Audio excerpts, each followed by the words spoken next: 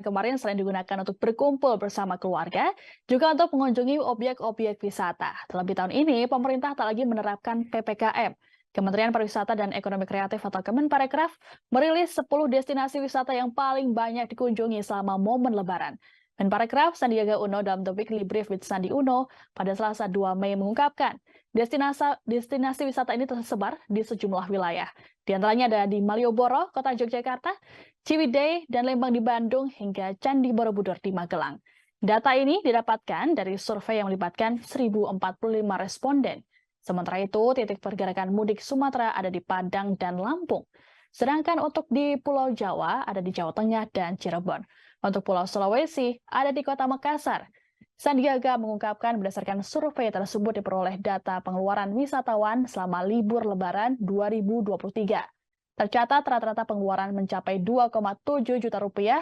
Jumlah ini melebihi target yakni 1,9 juta rupiah.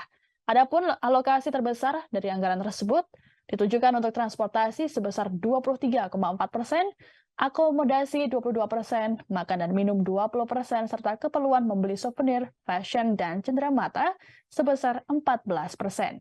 Di sisi lain, jumlah perputaran perekonomian Indonesia selama libur Lebaran juga turut melampaui target, yakni mencapai 335 triliun rupiah. Sandiaga mengatakan pencapaian ini turut membuktikan geliat sektor pariwisata dan ekonomi kreatif kembali menjadi lokomotif kebangkitan ekonomi tanah air. Ia memastikan akan berkoordinasi dengan pihak-pihak terkait guna menjamin capaian 335 triliun rupiah tersebut membawa dampak positif bagi perekonomian warga.